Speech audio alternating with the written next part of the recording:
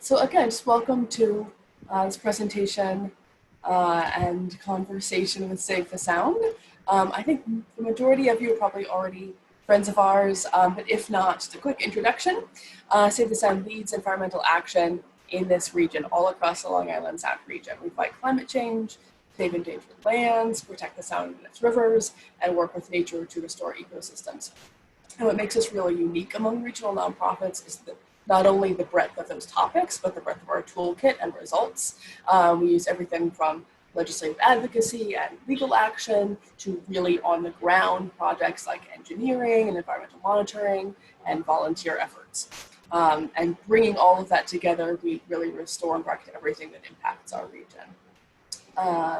We are also a private nonprofit organization, and we depend on the donations of generous members like you to keep that work going.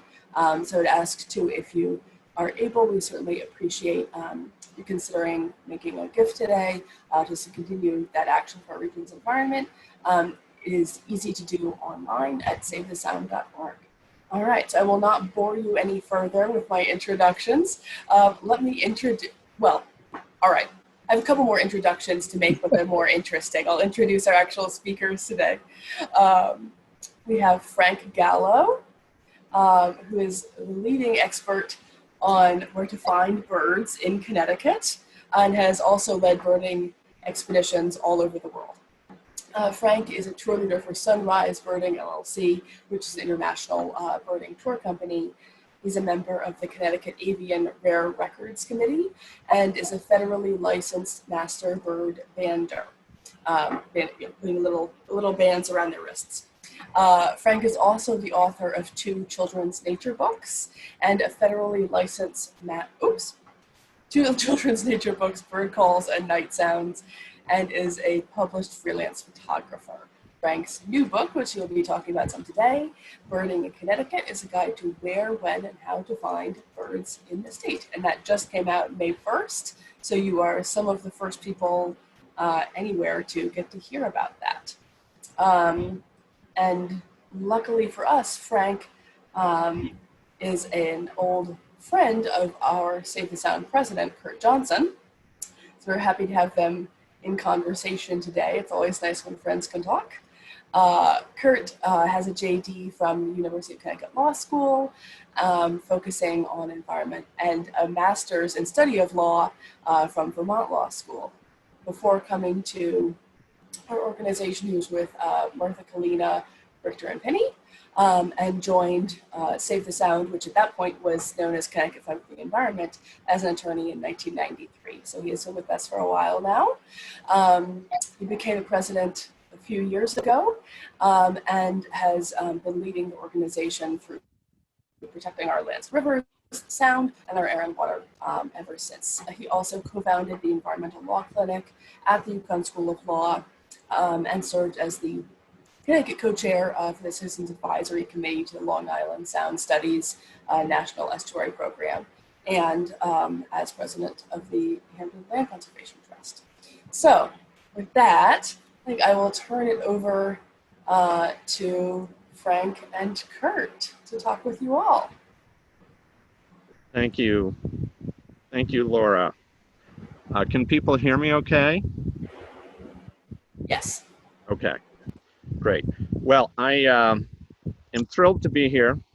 It's a real pleasure to spend a little time with Frank. What Laura didn't mention is that in a previous life, both Frank and I were park rangers together in New Haven, and we served together for several years there. And I just had such a wonderful time with Frank and continue. And we just sort of got reunionized through a birding trip that 2 of us took with buddies down in Colombia, South America. And it felt to me like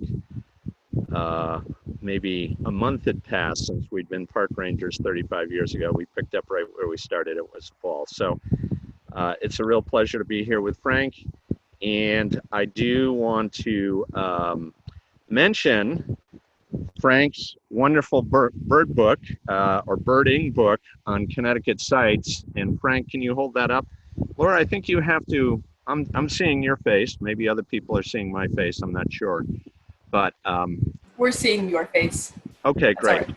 So Frank, if you could show your book, I just want to put a plug in for it, and we're going to talk about it for a little bit. Birding in Connecticut. It's phenomenal book. That is Frank's own photo on the cover, by the way. Frank has most of the illustrations in the book as well. Extremely well done. And Frank was always like Mr. Detail. So you will not only find all the best places to bird in Connecticut, but you'll also find all the best coffee shops close to the locations to bird in Connecticut, which was Those are always near and critical. dear to Frank Gallo's heart. So Frank, maybe you could just tee up a few or a couple of the locations that you thought were particularly special, maybe unknown, or whatever you want to talk about in terms of special places for birding here in our home state of Connecticut. Sure. I should probably start in East Rock, where Curt was a park ranger. And he and I lived at Edgerton Park across the way, and we would pretty often go birding in East Rock before we'd go to work in the morning. And Curt has an amazing talent. I sort of would go through and identify things in succession and sort of keep moving down the trail. And I'd turn back, and Curt would be behind me, 100 yards, and I'd go back, and he'd be going, do white-breasted nuthatches always do that? They come down the branch, and why do they flick their wings like that? Is that a breeding behavior thing? Or, he always stopped to actually pay attention, and it slowed me down. And I actually learned more walking around with Curt birding than I did if I just went by myself, because he'd always stop and observe, which is actually a great thing to do when you're birding. But East Rock, it depends on time of year. So East Rock is somewhat like Central Park in New York. It's a green space in a sea of concrete. So birds that are migrating in the spring are flying north. At first light, a lot of them are flying at night. At first light, they look for a place to land and rest and feed. And if they're coming over New Haven at the time, there's a 465 or so acre park in New Haven that stands out like a sore thumb, and they drop in. And if the weather conditions are right, then they concentrate in that spot. And when that happens once in a while, you get a thunderstorm or something that'll drop birds right into a spot. So East Rock's a wonderful birding site, especially in the spring. Edgewood Park across the way in New Haven is nearly as good as East Rock. It's got the West River running through the middle of it, and that's a migration corridor. So when birds are migrating, they're following routes north and south. So they'll go down big rivers, they'll go down mountain ranges, they'll go down the coast. And if you go around Connecticut in the fall, places like Lighthouse Point Park, believe it or not, is the second best coastal hawk migration site in the Northeast, second only to Cape May, New Jersey. And once upon a time in the 80s, they do 20 or more thousand hawks a season going through. And what happens is these birds are funneling down the ridge lines and down the rivers, and that also, and along the coast, and that all sort of converges at Lighthouse. So it's a great place in the fall. And recently we've discovered it's also a very good migration spot in the spring. But just down the road, one of the parks I added to the book, which is pretty unknown to most people, is a park in Branford, where the town took the old landfill and turned it into a park. And it's a big mound, so it sits up high, and you have a 360-degree view, and it's just down the same flyway, the same migration route along the edge of Long Island Sound that birds are following. So the birds are hitting there first, and then they proceed on to Lighthouse Point. And just it's only been there a few years, and the last few years we've tallied quite an array of really interesting birds there. So for a fall location, that's a great spot. East Shore Park in New Haven is another really good spot, which actually is good into the late fall and even into the winter. The north end of the park, right next to the wastewater management facility, attracts. It's got a little microclimate, so that the big settling ponds that they have there that are aerated have insects that hatch. So birds that would normally have gone south that need insects often hang out there because they can still find food well into even December, because the insects are hatching out of the warm waters of the wastewater treatment plant. So those are a few spots. Any coastal spot in the fall is generally better than an inland spot, but in the middle of the summer, places like Cedar Hill Cemetery in West Hartford, places like that, that's a good spring spot. Rocky Hill Meadows for shorebirds. What many people don't realize is migration is nearly a continuous thing. So we are just coming into the doldrums. Birds started coming up in February, March, through April. The big push is in May, into the early part of June, and then it sort of slows down the last week of June, and then it starts picking back up in the beginning of July. So birds like that went up to the Arctic, like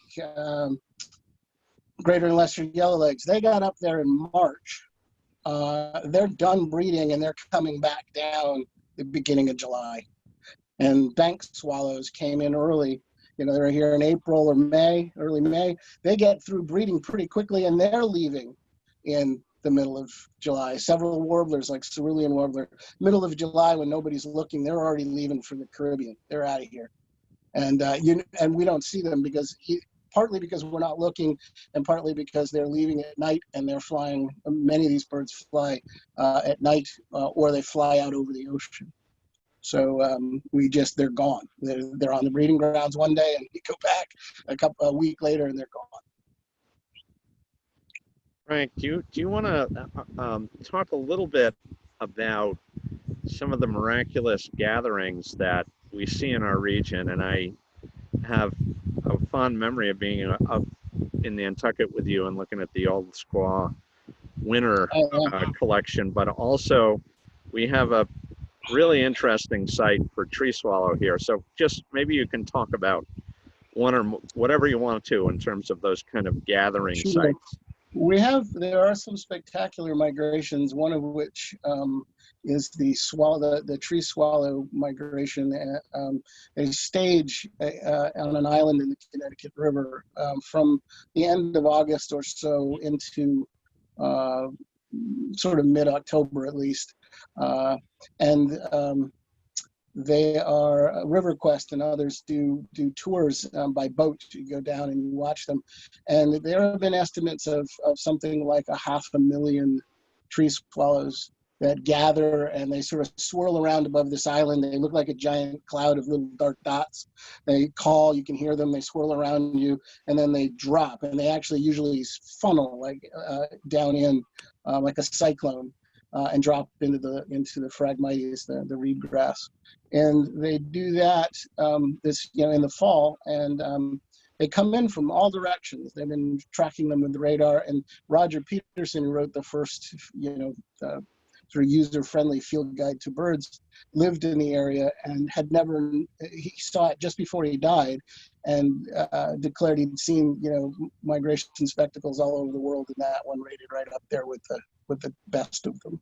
So it's a pretty spectacular thing to see, and if you ever want to do it, they check with RiverQuest and Connecticut Audubon. They both lead tours out there in the fall. The old squaw migrator, the long-tailed ducks now they're called, again, estimates 350,000 to 500,000 feeding off the south shore of Nantucket in winter. In recent years, we haven't been seeing those numbers. On a good year, we've been seeing 40 or 50,000, and we're not sure why. Food supply seems to be stable. It may be that they're shifting where they're feeding, and they're just not crossing over the island. What they used to do is, an hour before dark, they'd start flying in from the horizon line, and they would fly past the west end of the island to land and spend the night in Nantucket, in the Cape Cod Harbor, or Nantucket Harbor, I think it's called. And so they would come in and land on the north side of the island, on the sheltered side of the island, and spend the night. But we see them sort of hit or miss now. Sometimes Tuckernuck, which is to the west, I see a line of long-tailed ducks way in the distance. I've seen them on the east end of Nantucket just by accident. I was watching something else one night, and I saw a big group go by, maybe 40,000. But at one time, a continuous stream for 2 or 3 hours of long-tailed ducks would be going over, and they do this as they go over you. It's pretty spectacular to watch. Yeah. And Frank, maybe you can just mention that particular migration represents a species who's using our area as their wintering southern location, much like us Northeasterners tend to go down to Florida for the winter. Yeah. These birds are using our coastal area as their wintering warm place to be. And you want to talk just a little bit about that? Because I think it took me a while to wrap my head around that idea. Yeah, a lot of, you can imagine if you're an Arctic breeder, the shoals of Nantucket are really sort of balmy, I guess. You're not an eider that's gone to the Bering Sea and spends the winter in 60 below zero weather, diving in darkness to find food in the Bering Sea. So by those standards, it's not a bad place to hang out. I've been in a boat in winter off the south shore of Nantucket. It is not as much fun as you might think it is. Bashing ice off the rigging as we were going, it was really quite exciting. We were trying to figure out where the old squaw or the long-tailed ducks were feeding and figure out what they're feeding on. And it turns out they feed on sort of a krill-like creature, like a little shrimp-like thing, which is different than what they do in other places. But they apparently, one of the largest concentrations of sea ducks in the North Atlantic is between Cape Cod, Martha's Vineyard, and Nantucket, that triangle. And it's not just long-tailed ducks. There's huge rafts of all three scoter species: black, surf, and white wing. Surf being the most common of the group. Black is probably second most common, which is unusual because in Connecticut, black scoter is not common at all, and white wing is out there as well. So you've got these huge rafts, and there's red-breasted mergansers, and there's quite a few loons of both common and red-throated loons. All are wintering in this very nutrient-rich waters. And off the south shore of Nantucket, and we do Christmas counts there. I've been going out there for 35 years. Nantucket Shoals, you can see this sort of upwelling area on the south shore of the island where you see sometimes we had one Christmas count where we counted what we estimated 15,000 northern gannets diving into the surf. Whatever that upwelling of nutrients comes to the surface, there's fish there. And everything, the tides, the wind, all kind of came together. The gannets came in and they were diving. It looked like somebody took a feather pillow and burst it open into the sky. It was just this cloud of fluffy white dots, little black tips, just one after the other, plunging down into the surf, pulling out fish. It was spectacular. I've only seen that once. I've seen several smaller groups off the back of the island in winter, but it depends on the year and availability of small bait fish and things like that. Yeah. Frank, when we were down in Colombia, for me emotionally, seeing yellowlegs down there, we were down there probably between February 25th and March 10th we left, and to see those birds there and then come back up here, I'm lucky enough to live on the Farm River and be able to see yellowlegs within 3 weeks, the end of March here. It was very, very moving to me, and just to think of those creatures making that kind of migration. But I wonder if you could just, touch a little bit on some of the highlights of migration, some of your favorite migration tales. Well, yeah, there's quite a few, but one thing that brings up is that these birds are very site tenacious. They go to the same spot year after year after year, and we'll talk more about that later. But I banded birds in Costa Rica as part of the Foreman School Rainforest Project for years, 12 years, and we would catch things like chestnut-sided warblers. We caught probably at least 3 times in 6 years, and maybe 5 times over 12 years in the same place within a day or two of when we caught them before. These birds are what we think of as our birds, are coming here for the summer, but they spend 9 or 10 months of their life in Central and South America or Mexico, where they join flocks, and they are basically part of that ecosystem more than they even are of ours. We provide them a place to raise a family, and they live in Central and South America, and they go right to the same space. So if you're a bird that is found in one very specific location in the United States, you go to a very specific location in the tropics, and maybe it's the Caribbean, and you stop at very specific places along the way, and all those things along that line need to be, taken care of.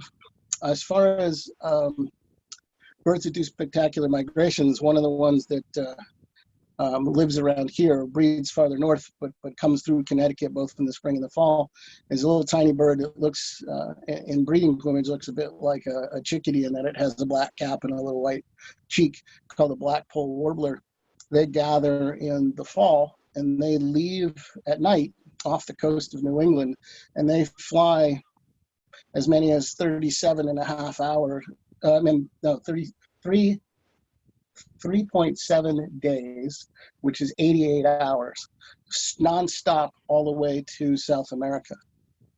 So they look like that bird on the right, the drab one in the fall when they leave to do this. They come back through inland routes on the way back.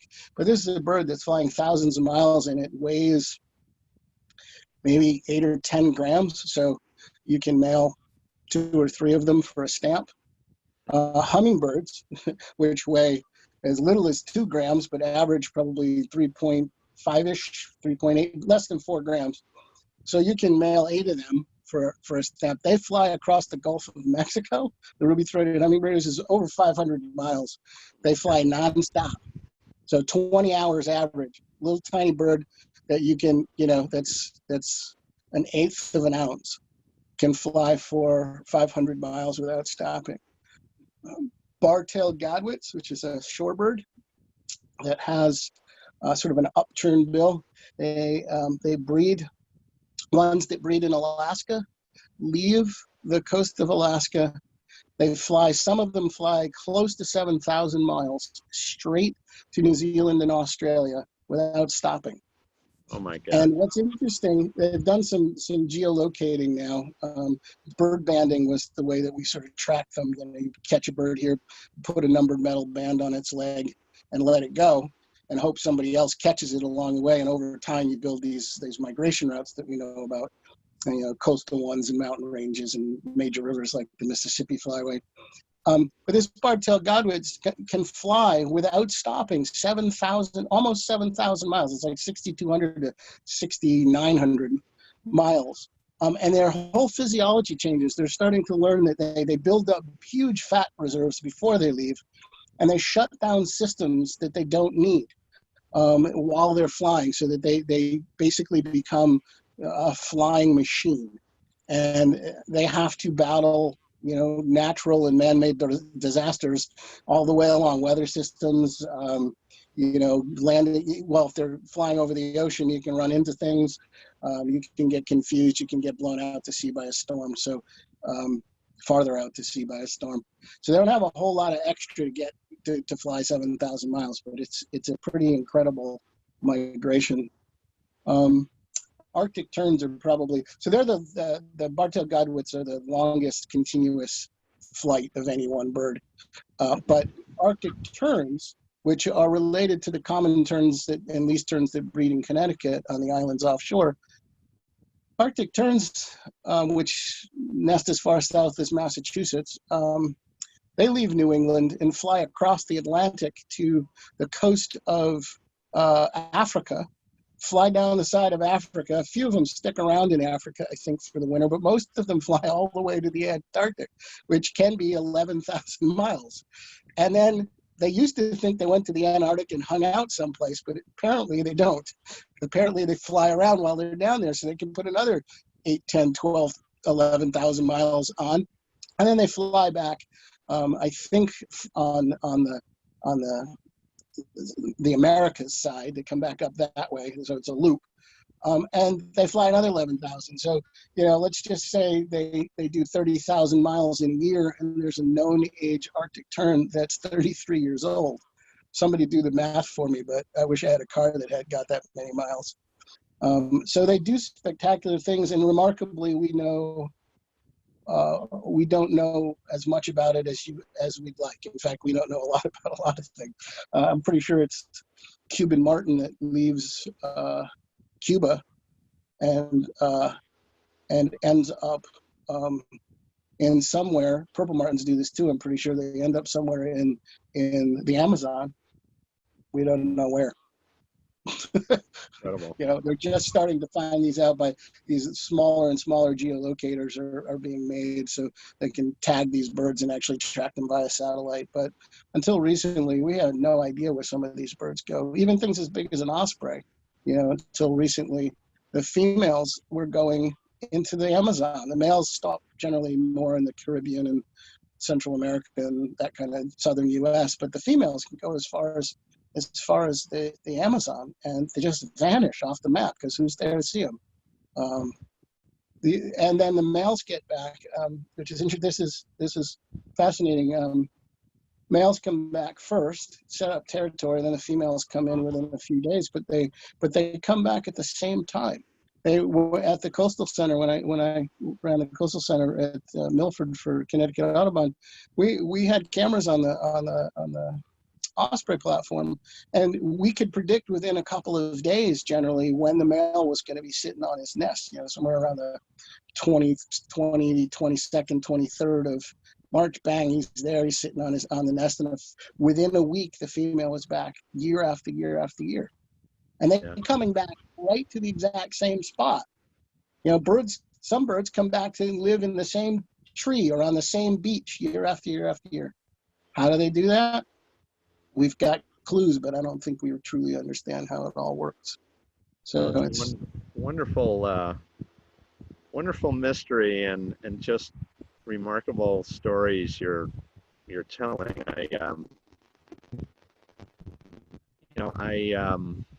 I came back here with you, and within a few days of getting back, I guess I read an article, or perhaps it was you, I think, in conversation that started talking about the problem of some of the threats that these animals face, which are myriad.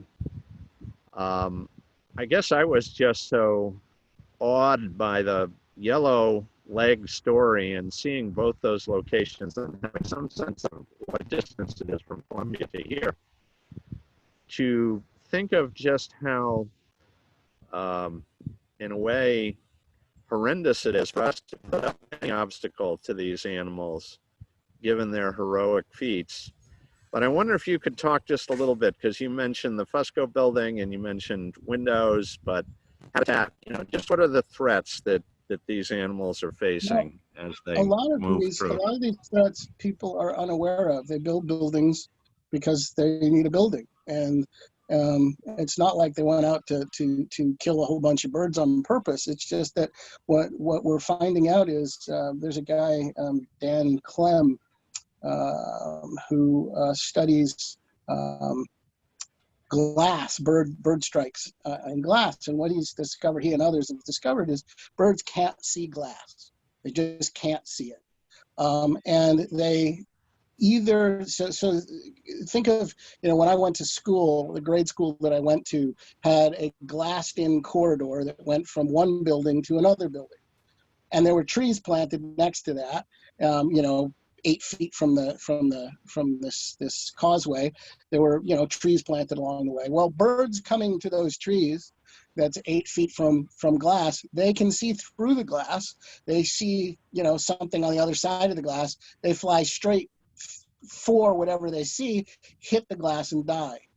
The glass, in order not to kill them, has to, like a bird feeder or a bush, has to be within 3 feet or so of the window, so they don't get up enough steam to kill themselves. But reflective glass, just plain old glass. I was reading one of his papers, and the estimates range from, this was staggering,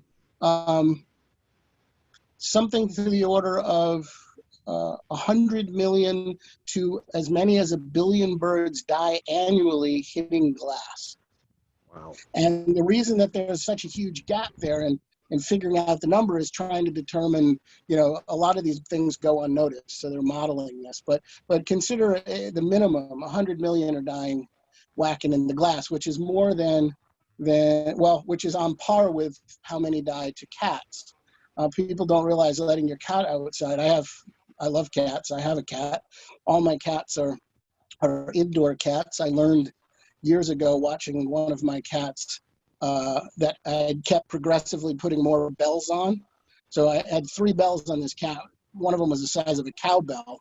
And all it did, it took her a month to figure out how to walk with 3 bells on without making a noise. And it was like watching water flow. She just never moved. Her neck never moved. The bell never moved. Nothing. She killed a chipmunk a day with 3 bells on.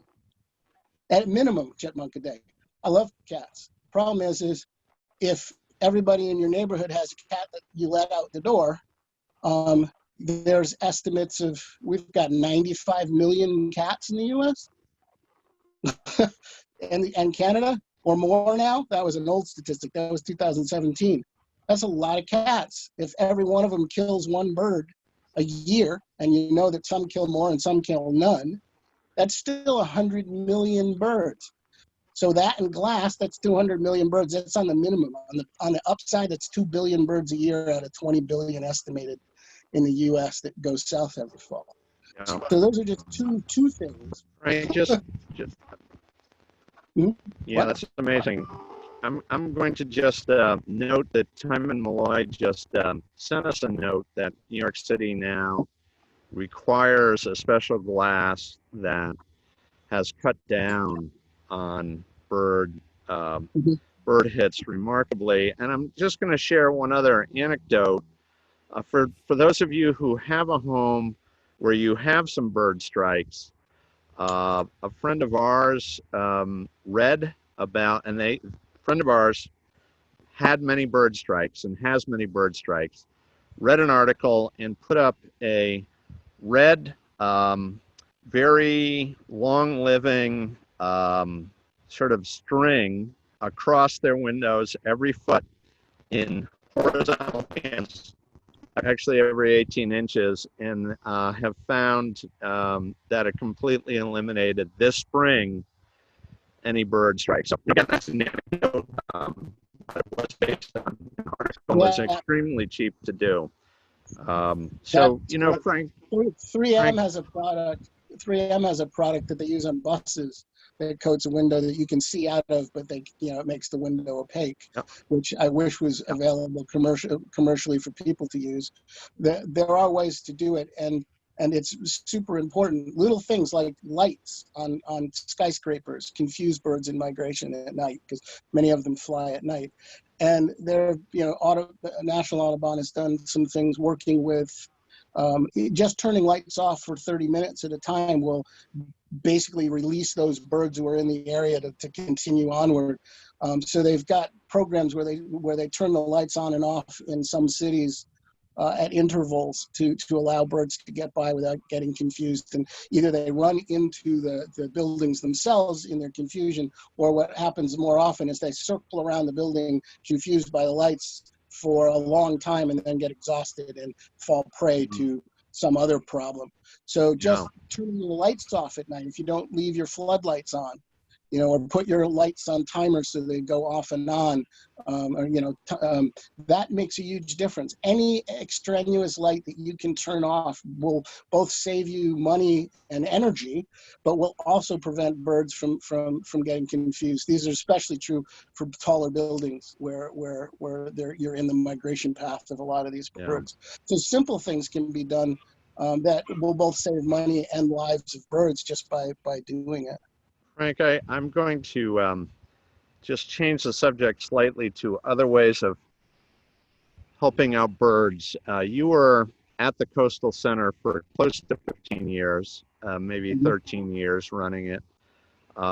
Years ago in, Connecticut Fund for the Environment Save the Sound's infancy, Barbara Miller on our board volunteered as a pro bono attorney to fight a condominium development there, which would have obliterated all of the dunes, all of the foreshore area, and basically had buildings and a seawall right down to the edge of the beach. And we fought that for 8 years in court, and it was, through the Federal Endangered Species Act, because we had piping plover there, a federally endangered bird, that we were able to raise the money through the Nature Conservancy, through U.S. Fish and Wildlife Service, in part through the state of Connecticut and federal funds, to purchase it and make the Coastal Center. A question that often happens or comes is, if that had been developed, wouldn't the birds just find another location? I mean, does habitat really matter to these animals, or is it just like, oh, they'll go find someplace else? I hear that from time to time. Well, that may well have been true at some point, but their most available habitat, if it's suitable, already has birds in it. So if you displace birds from one spot, then they would have to compete with birds at another spot for the same space, and there's only so much available space. And in Connecticut, when it comes to things like piping plovers, we have almost no habitat left that's suitable. They're a sandy beach loving bird. So we have almost no available habitat left in the state for them. So if you remove yet another piece of habitat, another sandy beach, then that just cuts them back even more. So there isn't any place they can go. And any place that they could go is likely to have birds or be so disturbed that they can't survive there. So case in point is Sherwood Island State Park. A couple of years ago, I was doing programming there, and where the piping plover tried to nest. And that beach could probably sustain 6 pairs of piping plovers. It's a pretty long sandy beach. But come now, the beach is crawling with people. Come the 4th of July, it's just overrun, tens of thousands of people there.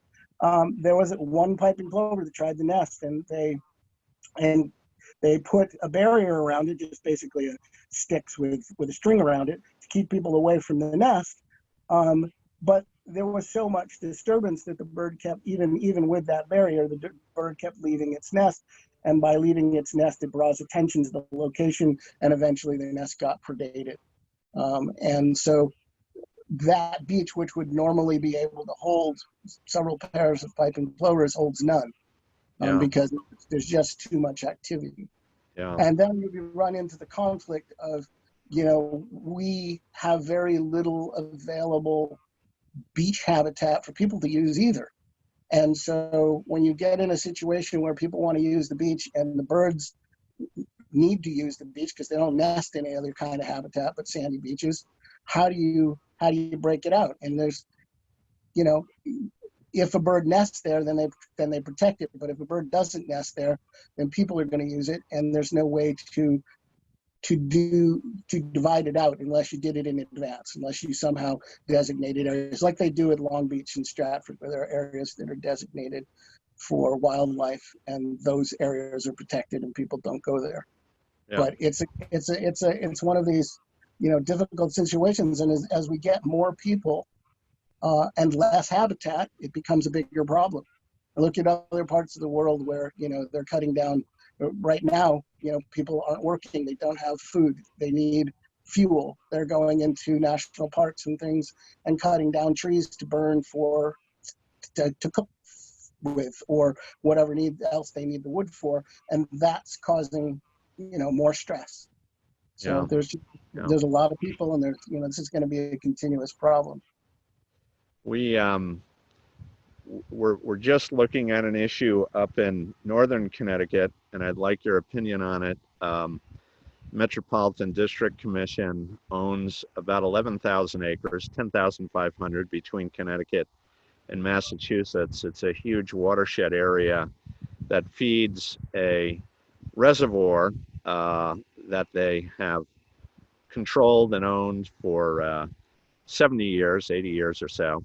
And they talk from time to time about they don't need that reservoir anymore, and therefore they don't need this land anymore to purify the water that flows into the reservoir. But this 10,500 acres of forest land and streams, that run down, really helps form the very southern section of what's called the Great Northern Forest in New England. So from a perspective of ornithology, how important is it to our songbirds that we love to be able to maintain these large forest areas like that? It's critical. Large forested areas, especially in our neck of the woods, are becoming few and far between. If you find 1,000 acres, there's certain species of birds like cerulean warbler that needs more than 1,000 acres to breed. So you have to have huge tracts of land in order to keep that species. And there are other species that thrive in deep forest. Some can adapt to smaller forests, but they don't do nearly as well. But many of them need these big chunks of land in order to survive. Cerulean warbler is the one that comes to mind, but there are others. Other things happen when you divide forest. So you start to introduce predators. You give them avenues into an area. So you introduce predators. You introduce brood parasites like cowbirds, which follow these corridors into openings and roads and things into areas. You break up the habitat so it's not big enough for some birds to breed. There are a number of different things that happen when we start to divide up these large chunks of land that make them less. And you let invasive species of plants get in, and that's an even bigger problem. There's studies now that are showing that non-native plants do not produce are not of the same food value as native species, both in fruit and things like oaks, which produce insects that birds are feeding on in the breeding season. So if you get in there and invasives get in there, which these large tracts of land are sort of somewhat protected from that because they're not disturbed, then you let in these invasive species, and birds can't find the food that they need, the amount of food that they need, and the correct food. So even recently they were showing that if you plant native plants in your yard, they're much better for birds than non-native plants. In fact, birds will go out of their way to find native plants, even if non-native plants are available and have fruit on them. Because many of the plants that we plant it's kind of like, a cheeseburger versus Doritos. Right. The non-native plants are Doritos, and what they really need is a cheeseburger or a nice piece of salmon, encrusted with a little on a plank, that stuff. So yeah, it does make a difference. And with the loss of insects around the world, which I don't think people have any sort of a full understanding about the recent loss of insect populations. Insects are critical to birds. I'm worried. I just read, they're introducing a genetically modified mosquito to combat, I think it's malaria, but I'm not sure. Actually, I don't know what it's to combat, but it's in the U.S. When you start doing stuff like that, mosquitoes, as annoying as they are, and the fact that they bring disease is a problem. I don't deny that at all. But when you start putting genetically modified things into to eradicate the mosquitoes, it has its own other set of problems because a lot of things eat mosquito larvae. So, Yeah. so Yeah. how do you balance that? I don't want somebody to get malaria. I don't want to get malaria. But how do you balance that? How do you find a way to keep the things you want and not have the things you don't? Yeah, So, yeah, it's all so deeply interconnected for sure. It's hard sometimes to predict ahead of time what downstream effects of things will be. right. It's the I butterfly effect. exactly. Yeah, speaking of migratory creatures, Yeah. we do have some questions from folks. So Okay. now is a good time to transition to those. Okay. That would be all right. All right, Nancy, you have been so patient. Let me unmute you here, and we would love to hear your question. Hi. Oh, can you hear me? We can, yes. Yes. Really I can't simple. see you, but It's a real simple question, I think.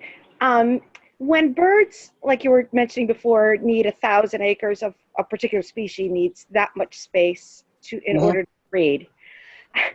There, other birds do breed within that 1,000 acres. oh yeah, absolutely. That 1,000 acres is supporting a whole array of plants, insects, animals, mammals, frogs, turtles, snakes, and a whole slew of other birds. But do they care about each other? I guess my question is, like, I have 5 acres and I have some favorite birds that I never see. Like my wood thrush teases me every day, every summer, every year. I can't ever see it, but he's here every year. I have a bunch of others that are here. I'm lucky. But do they care about other species in their space? I don't know what you mean by care. Like I know that that males, for instance, can be territorial. Like the hummingbird gets territorial over the food that's here for him and her. Do they pick fights with other birds for space? Sure. Yeah, absolutely. That's what I meant. Yeah, the whole point about having a territory, which many birds do, not all, but many birds defend the territory. They basically announce that this area that I'm claiming has enough room for me to raise, to attract a mate, raise a family, and there's enough food to feed myself, the family. So yes, so they compete and they sing back and forth to one another, often to say, this is the boundary, you stay on your side of the boundary, I'll stay on my side of the boundary. And if they contest that boundary, they can either have verbal or physical fights to decide who gets to keep it. But yes, they compete for holes. Well, a big problem in some parts of the world for things like macaws and parrots is the availability of big enough holes for them to breed in, or holes, any holes. And so in parts of the world where they've got issues where macaws are taken as pets, they often cut the nest tree down to take the babies out of the nest, both removing the potential nest site and the babies. So what they've done in many areas is to put up artificial nest boxes that they strap to trees. They're made of PVC pipe and other things with a big hole in it, and the birds are taking them and using them. And that was one of the biggest limiting factors of why these birds that were available couldn't continue to breed. They have a very low number of babies, and it takes them a long time to reach maturity. And so the more they can get breeding, the better. And one of the biggest limiting factors was the availability of breeding holes. So what they started to do is put out nest boxes like we've done in the United States for bluebirds, with the correct hole and barriers to keep starlings out of them, so that they had a space to live without competing against an invasive species like a starling. So yes, to answer your question, yes, they do compete, but they divide out your space so that everybody gets what they need. And birds that don't compete directly can live in exactly the same space without having a problem. So if catbird's eating fruit and some kinds of bugs, it can stay in the same space as a Baltimore Oriole and as a song sparrow and as a warbling vireo. They can all live in that exact same location without competing directly with one another, but they'll drive out others of the same species out of their particular space. Okay, thank you. Sure. Thank you, Nancy. Welcome. And another question here from Dawn, about what is the what impacts on migration routes have been observed from climate change. That might be things that we can sort of predict will happen in the future, or things that have already been observed, maybe from banding studies. Well, one of the things we've observed, and some people attribute it to climate change, and I'm sure that that's, I would suspect that that's a component at least. It'd be hard not for it not to be. But what we are seeing is that birds are arriving up to a week or more early. So I just read something about black-throated blue warbler, which is a little tiny, beautiful little blue and black-throated bird, which makes sense. They're coming 5.5 days earlier than they were in 1960. So they're coming earlier and they're leaving as much as 2 weeks later. The issue comes with, so their breeding period is extended, so there's the potential. This is a bird that can double brood, so it can have more than one nesting in a season. So the potential is that they could double brood and have more babies. The problem is that the timing of their return has been going on since the dawn of, and the timing of when things bloom and the things that eat those things that are blooming is critical for them. So if they're coming back because temperature changes are happening, so they can leave the wintering grounds earlier and get back earlier, doesn't necessarily mean that when they get back here that the thing that they need to eat that you know in the past has been available at that specific time. They're going to be here for 3 weeks. These particular bugs are going to be out feeding on these particular trees that are now leafing out. If they get back here and those things have either happened early because it's warmer, so those bugs are no longer available, or they're on their same schedule as they were before. The birds get here early and the bugs aren't there, either on one end or the other. Then they have a problem because they rely on that food source. So things like red knot, which is a beautiful shorebird, goes to the Chesapeake Bay every year at the same time, and it times its migration coming north in the spring to the full moon and when horseshoe crab eggs are available. And they come and they devour horseshoe crab eggs to the point in which they gain enough fat that they can fly to the Arctic. And some of these, you know, they might fly 3,000 miles from South America to get to the Chesapeake, and then they got another 2 grand to go to get to the Arctic. We started collecting horseshoe crabs to use as bait to catch an eel, which was getting, I don't know, $30 a pound at the dock for sushi. So everybody and their grandparents figured out, when they figured out that you cut up a horseshoe crab in 4, throw it in a bunch of traps and throw it out off the shore, and if you catch eel and get $20 or $30 a pound for it at the dock, everybody and their grandparents got a pickup truck, and I have pictures of them driving out of the beaches in New Jersey stacked to the hilt with horseshoe crabs. Well, they took them all. And guess what happened to the horseshoe crab population? It crashed. Guess what happened to all the shorebirds? Because it's not just red knots, it's semi-palmated sandpipers and all sorts of other things that were flying in to eat those crab eggs. They all crashed. So, you know, red knots population in the U.S. was like, I think it was 250,000 birds or so, and don't quote me, but I think it's in that ballpark. They went down, you know, to 40,000 birds maybe. And now they started back up, and I just saw a paper, I didn't get a chance to read it yet, that said that they just had a really terrible year and crashed again. So what New Jersey, Maryland, and Virginia did was they put a moratorium on the collection of horseshoe crabs. But then this is a competing thing where, you know, people want to use the horseshoe crabs because they need the money or they want to, you know, make money. And so they put a moratorium. In some places, it was a complete moratorium for 10 years. And in some states, it was just, you couldn't take females, I think.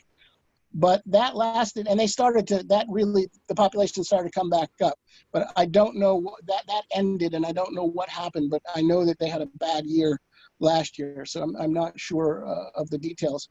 But those things make a big difference. You know, if they can't find a space to rest and feed. If you walk your dog, studies have shown, if you're walking your dog on the beach and there are feeding shorebirds, which is going to happen in the middle of the summer, those birds have to fly thousands of miles of migration just by moving them. You know, people let their dogs run through the shorebirds. Or just walking down the beach and making them fly actually can cause them to starve before they reach their migration point. And people have no idea. They just want to walk their dog on the beach. I get it. You know, it's fun. But running your dog or walking your dog, or even you walking down the beach, making those sandpipers that you see running in front of you fly repeatedly over time, that makes a huge difference. They will actually starve to death. And what is even harder to understand is that you go down and you did it once and there was nobody on the beach.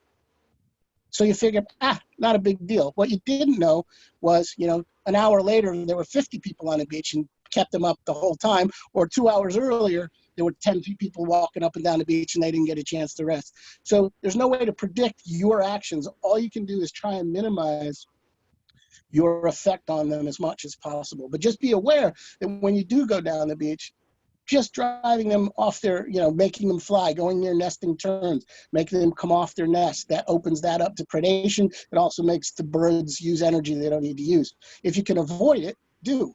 You know, it's as simple as that. Yeah, absolutely. Thank you, Frank. Absolutely.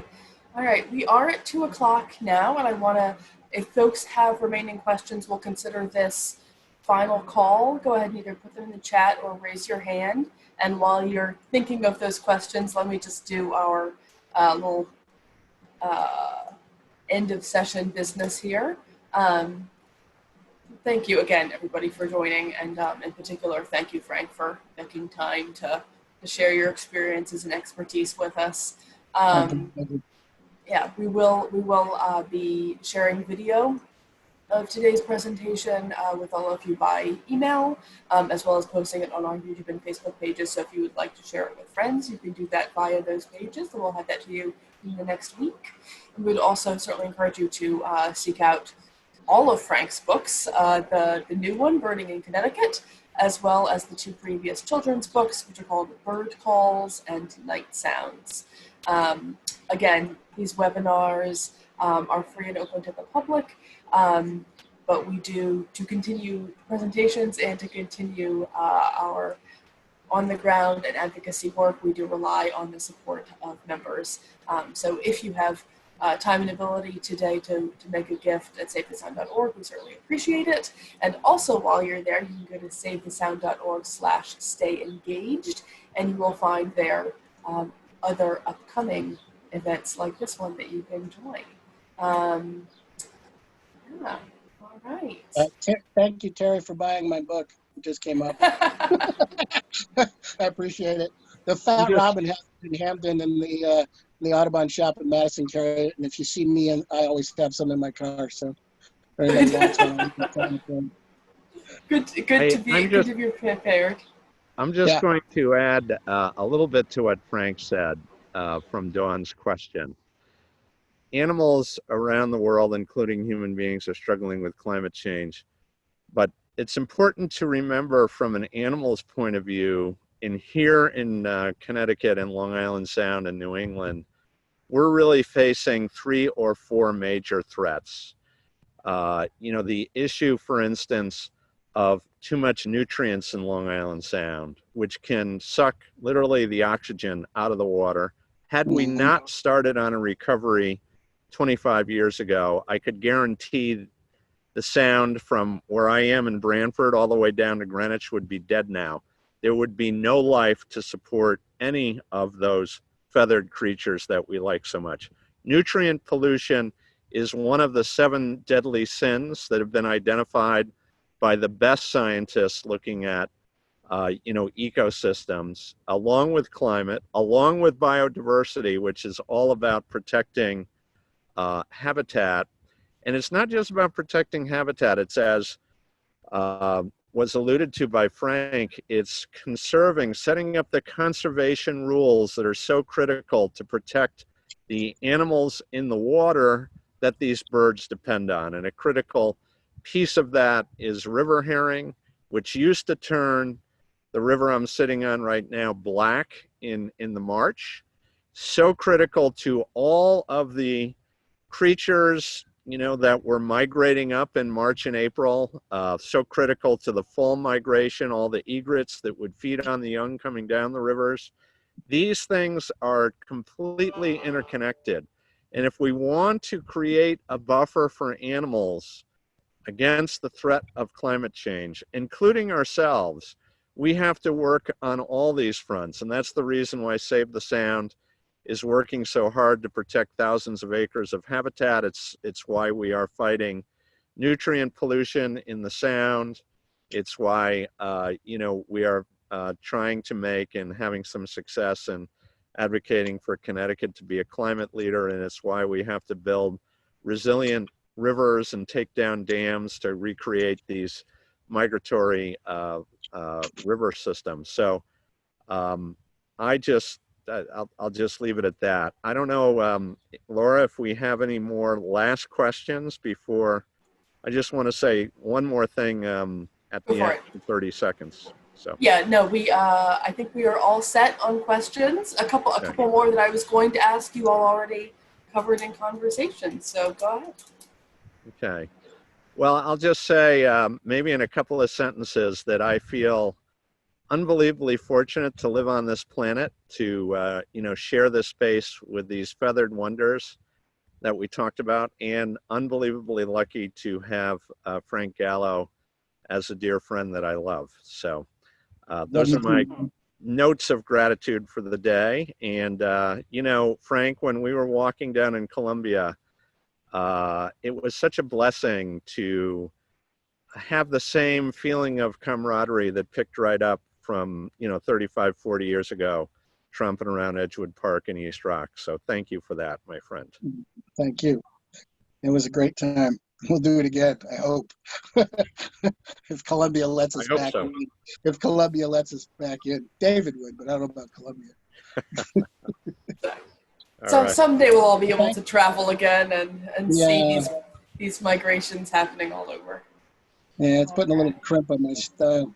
But I can imagine. Thanks everybody for coming, and absolutely. If you see me, ask me questions. I'm sure you'll run into me somewhere. So, but thank you.